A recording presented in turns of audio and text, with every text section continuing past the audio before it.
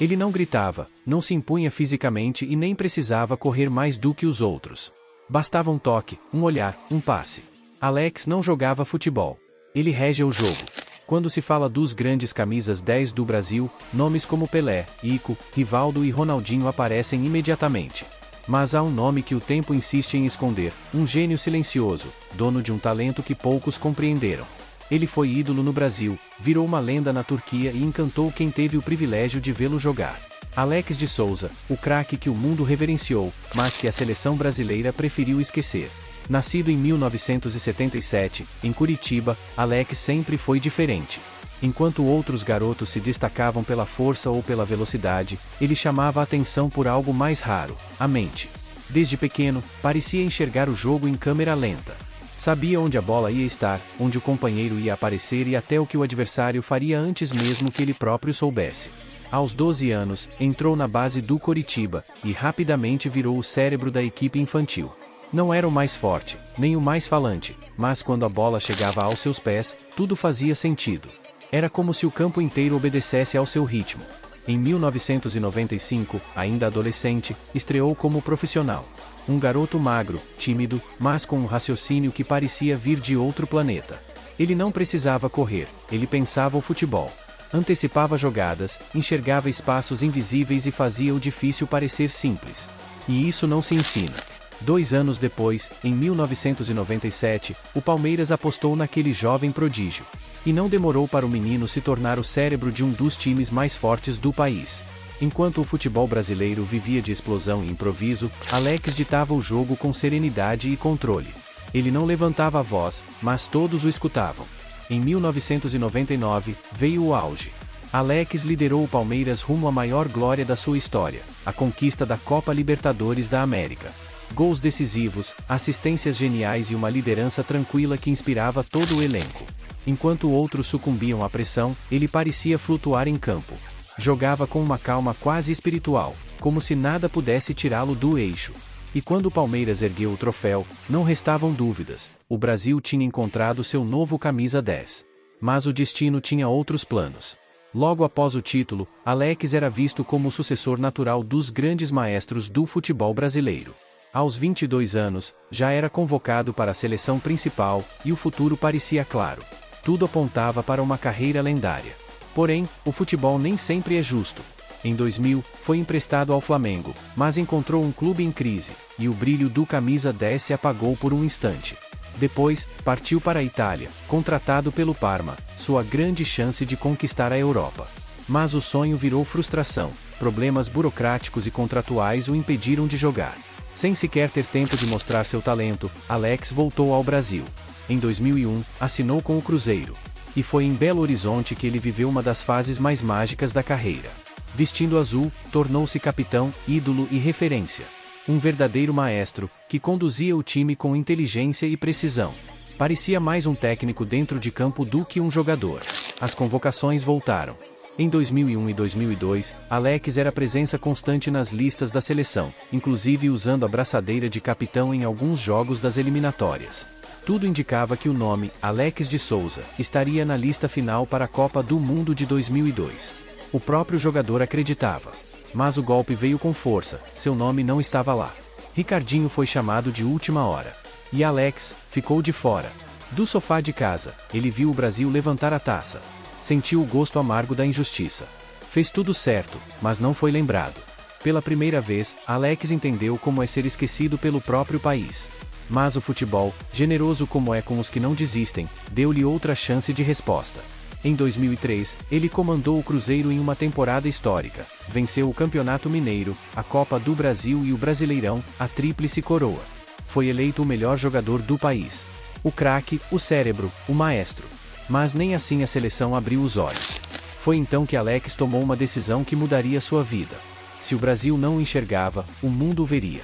Em 2004, deixou o Cruzeiro e foi para o exterior. Mas, ao contrário de outros brasileiros, ele não escolheu a Espanha ou a Inglaterra. Ele foi para a Turquia, um país apaixonado por futebol, mas distante dos holofotes das grandes ligas. Muitos duvidaram da escolha. Chamaram de erro, de retrocesso.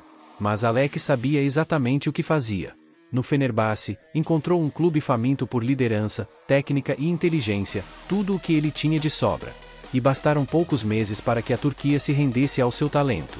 Em sua primeira temporada, 2004-2005, Alex foi simplesmente brilhante. Gols, assistências, passes que desmontavam defesas inteiras. Os torcedores começaram a chamá-lo de Dr. Alex, porque diziam que ele operava o jogo com precisão cirúrgica. Enquanto no Brasil ainda havia quem dissesse que ele era lento, na Turquia diziam que o futebol pensava através dele. E não era exagero. Sob sua batuta, o Fenerbahçe voltou a dominar o país. O camisa 10 brasileiro se tornou o capitão, o cérebro, o símbolo. À medida que 2006 se aproximava, Alex vivia o auge da carreira.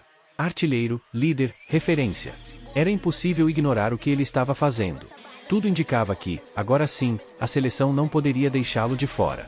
Mas a história, cruelmente, se repetiu. O técnico Carlos Alberto Parreira divulgou a lista final para a Copa de 2006. E o nome de Alex não estava lá. De novo. Jogadores com menos conquistas, menor impacto e menos talento foram convocados. Ninguém soube explicar o motivo. Talvez fosse o fato de jogar fora dos grandes centros. Talvez fosse política interna, ou puro descaso. Mas, para quem acompanhava sua trajetória, era incompreensível. 2 Copas seguidas. 2 ausências injustificáveis. Um talento que o mundo inteiro via, mas que o Brasil insistia em ignorar. Foi nesse momento que Alex percebeu, o sonho da Copa tinha acabado. E, de certa forma, ele entendeu que sua grandeza não precisava da seleção para existir. Porque, enquanto o Brasil o deixava de lado, a Turquia o transformava em eterno. Depois de 2006, Alex abandonou qualquer expectativa de ser convocado novamente. Seu futebol refinado, técnico e cerebral não se encaixava na mentalidade dos treinadores brasileiros. Mas, no Fenerbahçe, ele era rei. Ano após ano, continuou sendo o maestro. O capitão. O símbolo da esperança da torcida. Em 2007, conduziu o clube a mais um título nacional. Em 2010 e 2011, aos 33 anos, tornou-se o artilheiro do campeonato turco, vestindo a camisa 10 e a braçadeira de capitão. Um meio-campista como artilheiro máximo, algo simplesmente inacreditável. Ao longo de 8 temporadas, Alex marcou mais de 180 gols, distribuiu cerca de 150 assistências e escreveu uma história de amor com a torcida que ultrapassou o futebol. Para os turcos, ele não era apenas um jogador, era um símbolo de lealdade e perfeição. E quando chegou a hora da despedida, em 2012, o Fenerbahçe fez o impensável, ergueu uma estátua em sua homenagem, bem em frente ao estádio. Um gesto reservado apenas aos imortais. Enquanto isso, no Brasil, silêncio. Nenhum reconhecimento oficial. Nenhum tributo digno. Nenhuma lembrança nas convocações. E foi então que uma pergunta começou a ecoar no ar. Como um jogador tão brilhante, tão respeitado e tão decisivo nunca jogou uma Copa do Mundo pelo seu país? Como o Brasil conseguiu ignorar um dos maiores cérebros que já vestiram chuteiras? Talvez a resposta esteja no próprio significado de Alex. Num futebol cada vez mais dominado pelo ego, pelo marketing e pelas manchetes, Alex era o oposto de tudo isso. Era talento puro, silencioso, quase desconfortável de tão simples. Ele não buscava holofotes. Não fazia escândalos. Não precisava provar nada a ninguém. Ele apenas jogava. E, às vezes, isso não basta. Hoje, anos após sua aposentadoria, seu legado segue vivo. Não apenas nos títulos ou nos gols, mas na maneira como ensinou o mundo que a inteligência também é arte. Alex foi, e sempre será, um símbolo de como o futebol pode ser mais do que velocidade ou força, pode ser pura genialidade. E, mesmo sem Copa, sem grandes manchetes, sem o reconhecimento que merecia no Brasil, Alex de Souza escreveu o tipo de história que o tempo não apaga. Porque alguns jogadores ganham troféus, mas poucos se tornam lendários. Se você acredita que o talento e a inteligência também merecem ser lembrados, deixe seu like, se inscreva no canal e compartilhe este vídeo com aquele amigo que ainda não conhece a verdadeira lenda chamada Alex de Souza.